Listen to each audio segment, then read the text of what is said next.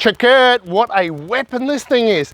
It's a first month 77, still rocking the 2F. It's got a Yellowterra head. That's about all that's going up underneath the bonnet here. Very stocko, very, you know, you could call it custom with some of the stuff that's going on underneath the bonnet, but she's still rocking the 2F.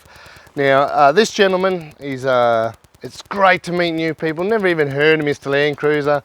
A suspension shop was telling him about us, so we've lost him in the sea of wrecks while we're checking out his car, and we've also been able to help him with just both second-hand and new parts today, so that's very cool. It is left edge, he's got some big tyres on it. He does use it. I said, do you actually four-wheel drive this thing? And he said it lives off the road. He's also just back from Fraser Island, so he beaches it as well.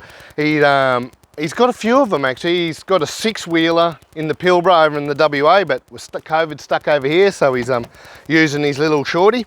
But I want to show you something really cool up the front about this one. Really cool. Yeah, and this is why I wanted to come around the front. A little bit of show and tell here. It's a 2-stroke capstan winch.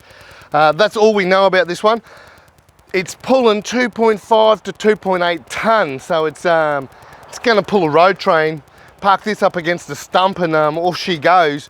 But have a listen, check her out.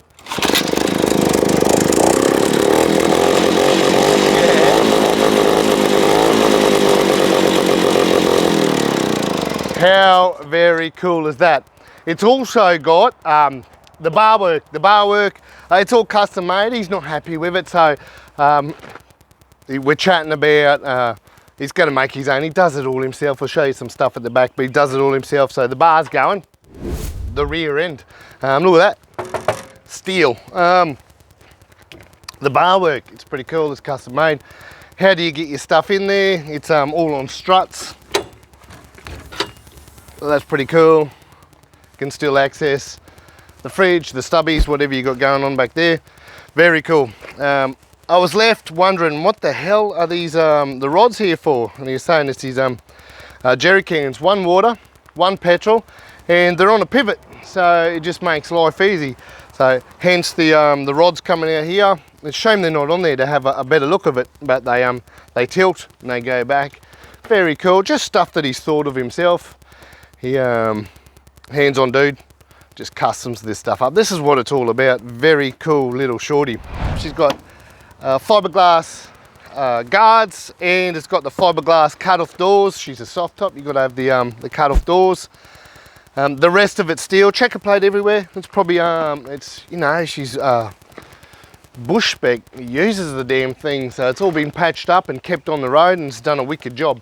But a little bit of show and tell inside. So check out inside. It's what do you say? Look at this console. It's homemade. A lot of this ain't no private schoolboy car. This ain't no pretty man's car. This is the real thing. It gets used. It's home built. He don't muck around. He builds stuff himself, and you can tell by looking at it, he wheels it and uses it himself.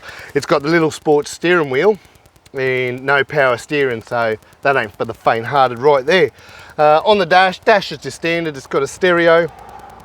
Apart from that, this thing, it's the throttle to run the winch at the front, so very cool. So he's got a hand throttle to power the petrol winch at the front. We've got custom door cards and speakers, Falcon seats going on, and otherwise it's pretty much standard. Attached, he's got the GME UHF attached to the console, and that's it. Sweet old bush rig. So there's not much more to say. This is it. I did, as I'm walking back around here, I noticed the Jesus handle. It's made out of Rio bar. Pretty damn, just a lot of little cool things going on with this tough rig. So lost for words. This is it. What else do you say? I'll get out.